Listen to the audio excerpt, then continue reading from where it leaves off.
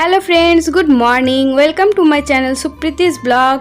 আশা করি তোমরা ভালো রয়েছো। আমি অনেক অনেক অনেক ভালো রয়েছি। তো সবাইকে সকাল সকাল গুড মর্নিং জানাচ্ছে আর্য। তো আর্য আর আমি দুজনে মিলে একটু খেলাধুলা করছিলাম। তো তার মধ্যে এলো আমার বন্ধু পাপু। তো পাপু এসে আমার ছেলেকে খুব জ্বালাতন করে, কারণ আমার ছেলে একটুতে কান্নাকাটি করে না, তো ওকে চিমটি কাটবে, ওকে খুব ডিস্টার্ব করবে। যখন আমি বললাম দাঁড়া এটা আমি ভিডিও করছি, তখন তুই বুঝবি যে আমার ছেলেকে তুই এত জ্বালাস, ও বড় হলে দেখবে আর দেখে তোকে পরে মারবে দেখবি। হ্যাঁ, যে এই মামাটা আমাকে খুব ডিস্টার্ব করে। তো আমার ছেলের গেঞ্জি আর ওর গেঞ্জিটা সেম হয়ে গেছে। তো সকালবেলাটা উঠেছি, এখনও স্নান টান কিছু করিনি, বাবুকে জাস্ট খাইয়ে দাইয়ে, দেখতেই পাচ্ছ খাইয়ে দাইয়ে ওকে রেখেছিলাম। তো পাপু এলো, ওর সাথে একটু খেলাধুলো করছে আর আমি একটু বসে রয়েছি। তো ভাবছি আজকে ভিডিওটা কি নিয়ে করব বুঝতে পারছিলাম না। তো হঠাৎ একটা প্ল্যানিং হলো, কারণ আজকে বাবুর বাবা আসছে, মানে তন্ময় আসছে। তো তন্ময় এলে ভাবছি একটু মেলা যাব। তো যেমন কথা তেমনি হ্যাঁ স্পিডে চললাম। তো বাবুর বাবা আসার পর আমি আর কোনো ভিডিও করতে পারিনি। তো দেখতে পাচ্ছ রেডি হয়ে গেছি, এখন বাজে বিকেল 4টে। তো বাবুকেও রেডি করে নিয়েছি। ওকে রেডি করে নেওয়ার পর আমি ওকে একটু খাইয়ে দিচ্ছি, মানে ওর পেটটা ভর্তি করে নিয়ে যাব মেলাতে। তো মেলাতে আরেকবার খাওয়াবো, কারণ ওর সমস্ত জিনিসপত্র আমি নিয়ে যাই সঙ্গে। নিজের কোনো জিনিস নিয়ে যাই কি নিয়ে যাই না, বাবুর সবটা জিনিস নিয়ে যেতে হয়। একটা জামা, প্যাম্পাস, টিস্যু, মানে যাবতীয় ওর যা খাওয়া দাওয়া সব কিছু আমি সঙ্গে নিয়ে যাই, কারণ কখন কীরকম পরিস্থিতি আসে বুঝতে পারা যায় না, ওই জন্য নিয়ে যাই। তো আমি ওকে বলছিলাম যে তুমি ভিডিও করছো, আমাকে কেন নিচ্ছ না, তুমি নিজেকেও একটু ভিডিওতে নাও। তো সেরকম তো দেখো আমরা একটু ম্যাচিং হয়ে গেছিলাম স্বামী স্ত্রী, কিন্তু বাবু একদম অরেঞ্জ কালারে হয়ে গেছে। তো চলো যাক মেলাতে। তো দেখতে পাচ্ছ মেলা পৌঁছে গেছি। তো মেলাতে গিয়ে দেখো বাবু কিন্তু গোটা মানে পুরো রাস্তাটায় ঘুমিয়ে এসছে। মেলাতে এসে কিন্তু ওর ঘুম ভেঙে গেছে, ও জেগে জেগে পুরো মেলাটা ঘুরেছে। আমি খুবই লাকি যে এরকম একটা ভগবান আমাকে সন্তান দিয়েছে যে আমাকে খুব বোঝে। মানে মা প্রচুর ঘুরতে ভালোবাসে, যে কারণে ছেলেও কিন্তু খুবই ঘুরতে ভালোবাসে, বাইরে যে কোনো কান্নাকাটি না, কোনো জ্বালাতন না। তো প্রথমেই আমরা চলে এলাম রথের ওখানে। তো রথটা তো দাঁড়িয়েছিল, তো ওখানে বাবুকে একটু প্রণাম করিয়ে নিলাম, দড়িটা ধরে একটু টান দেওয়ালাম। হ্যাঁ, রথের দিনেও কিন্তু ওকে ছোট্ট ছোট্ট যে রথগুলো বাচ্চারা বার করে সেই দড়ি টান দিয়েছিলাম। তো এই যে দেখো, আর ওখানে বাবুর বাবা গেছে রথ প্রণাম করতে। প্রথমে আমি আর আমার বাবু গিয়েছিলাম, তারপরে বাবুর বাবা গেছে রথ প্রণাম করতে।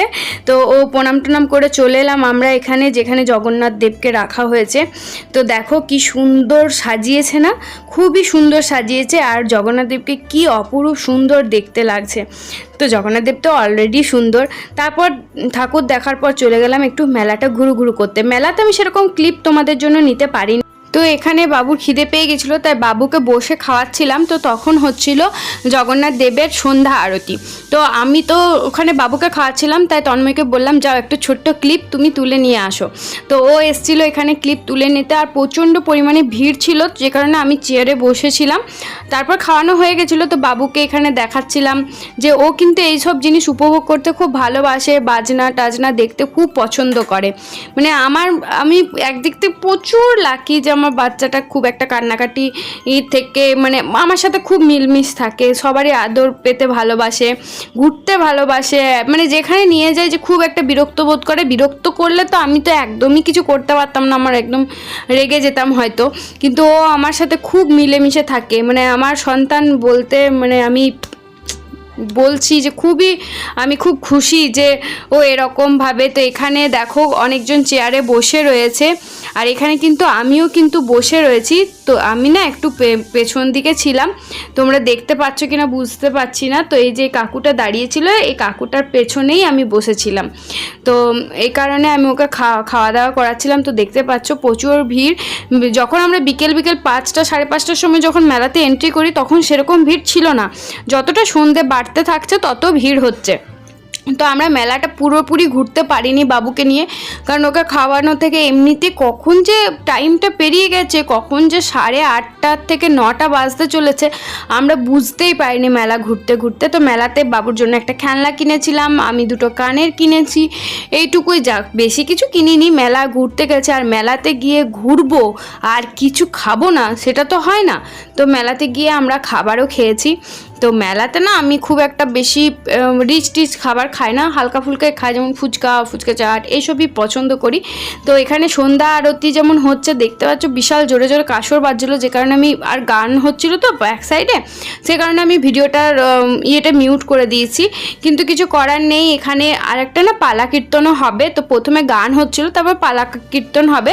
তো আমরা একটু কীর্তনের ওখানটা একটু দেখে পরে চলে গিয়েছিলাম। এখানে অনেকক্ষণ মানে সবাই মিলে কি সুন্দর দেখছো, সবাই ফটো করছে। আর জগন্নাথ দেবের আরতি দেখার মতো ছিল, খুবই সুন্দরভাবে আরতি করছিল।